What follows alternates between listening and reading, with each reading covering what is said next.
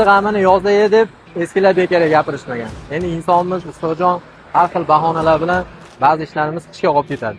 Yaqindan uyga, o'zimni xonadonimga ko'mirga ham yonadigan, o'tinga ham, gazga ham yonadigan aqlli kotel o'rnatdim. Uni Qo'rg'on kotel Ahadjon akamizning do'koni, ya'ni sexidan oldim.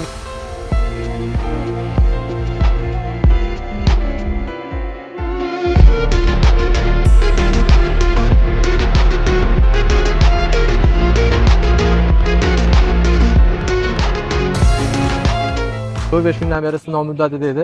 Kechadan zo'r yonishni boshladi, endi reklama qilib, Xudoning tavsiya qilsam bo'ladi deb mana bugun kelganman. Ahadjon aka keling. Assalomu alaykum. Charchamayapsizmi aka? Salomatlisiz? Xalq xizmatida. Rahmat. Aka, mana sinov muddati o'tdi. Kotel zo'r yonyapti. Wi-Fi ga ham ulab oldik. Bu yoqda o'qolsam ham o'zim ko'rib turibman.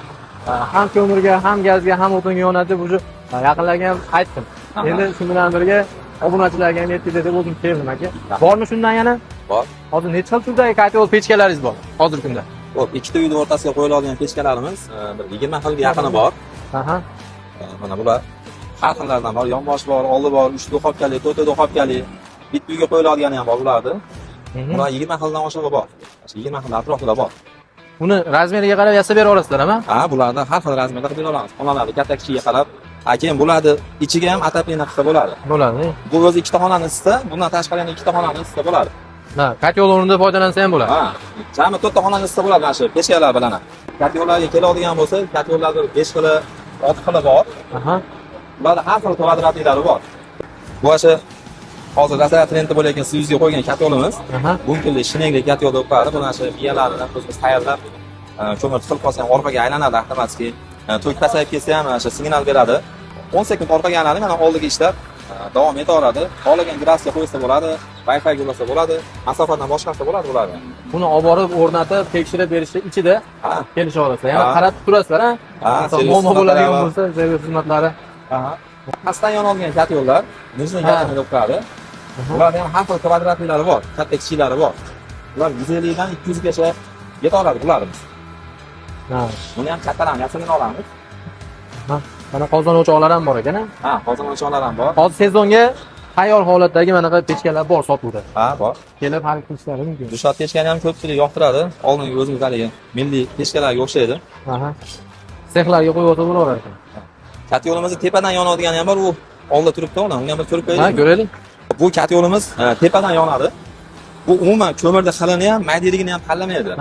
Maydasi bo'lsa jicha namlab turib, suvlab turib yaqsa yoqoladi. Yonaveradi, ha. 8 soatdan 12 soatga beramiz. Ko'mirda xiliga qarab turib, soati ham ozayib, ko'payib shunaqa bo'ladi lekin. Havoga qarab.